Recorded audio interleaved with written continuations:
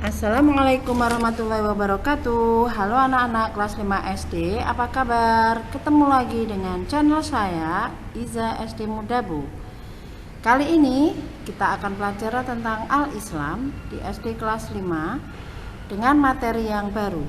Sebelum saya lanjutkan, silahkan like, share, komen, dan subscribe agar kalian tidak ketinggalan dengan materi yang saya sajikan. Kita akan pelajari pelajaran berikutnya.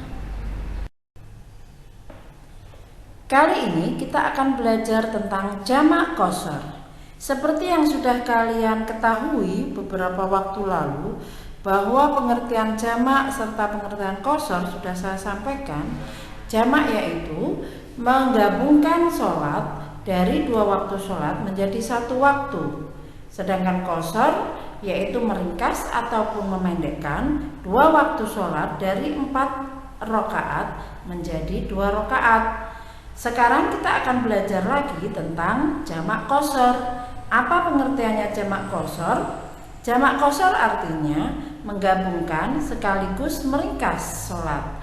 Jadi menggabungkan dua waktu sholat dalam satu waktu sekaligus meringkasnya menjadi 2 rakaat.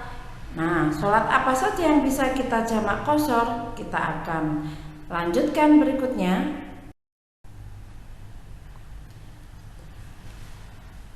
Contohnya dalam sholat jamak qashar adalah sholat duhur dan sholat asar.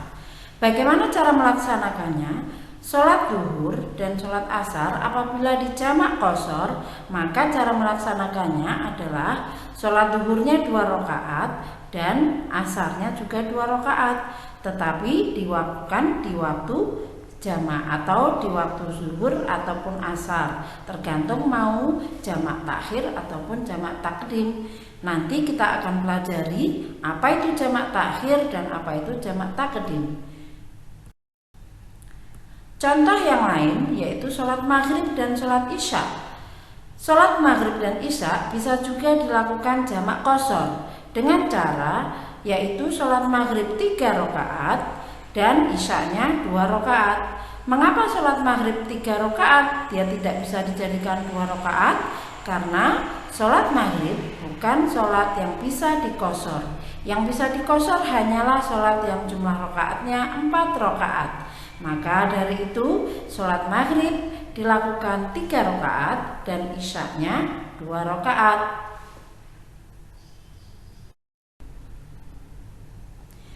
Selanjutnya kita akan pelajari lagi pengertian jamak takdim. Jadi jamak itu dibagi menjadi 2, ada jamak takdim dan juga ada jamak takhir. Jamak takdim adalah jamak yang dilakukan di awal waktu sholat. Contohnya, sholat duhur dan asar dilakukan pada waktu sholat duhur, atau sholat maghrib dan isya dilakukan pada waktu sholat maghrib. Karena itu dia didahulukan, waktu yang belum waktunya dilakukan sholat dilakukan di awal waktu. Makanya itu disebut dengan jamak takdim. Berikutnya adalah jamak takhir. Apa itu jamak takhir? Jamak yang dilakukan di akhir waktu sholat. Artinya ketika waktu sholat ketika waktu sholat sudah lewat, maka sholat itu dilakukan di akhir waktu. Contohnya, sholat duhur dan asar dilakukan pada waktu sholat asar, atau sholat maghrib dan isya dilakukan pada waktu sholat isya. Artinya, ketika sholat itu sudah lewat waktunya, maka kita bisa melakukannya di akhir waktu. Itulah disebut dengan jamak takhir. Nah, dari penjelasan yang tadi saya sampaikan, ada beberapa hal yang bisa kita tarik kesimpulan. Sholat jamak qashar itu bisa dilakukan di waktu jamak takhir ataupun jamak takdim. Terserah kita mau melakukannya pada waktu sholat yang mana. Jadi, kalau mau melakukan sholat jamak qashar bisa dilakukan di waktu takhir atau takdim sekaligus di qashar atau dipendekkan. Tapi harus diingat, bahwa yang bisa dikosor hanyalah sholat yang jumlah rakaatnya 4 rakaat. Jadi sholat maghrib tidak bisa dikosor.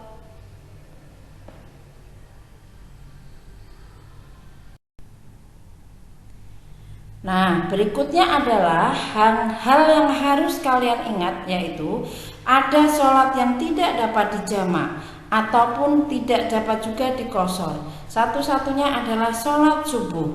Karena itu sholat subuh dia tidak punya waktu yang bersamaan dengan waktu yang berdekatan dengan yang lain. Oleh karena itu dia tidak bisa dijamak dan juga tidak bisa dikosor.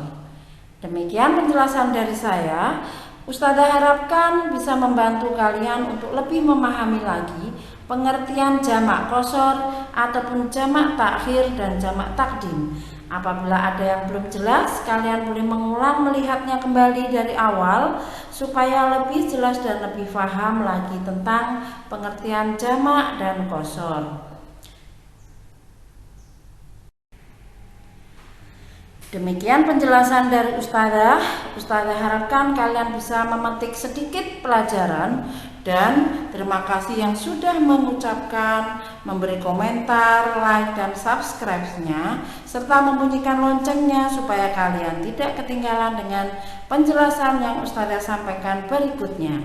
Sedikit pepatah untuk kalian dan untuk kita semua. Man sara 'alad darbi wa sholat. Barang siapa berjalan pada jalannya, maka sampailah ia.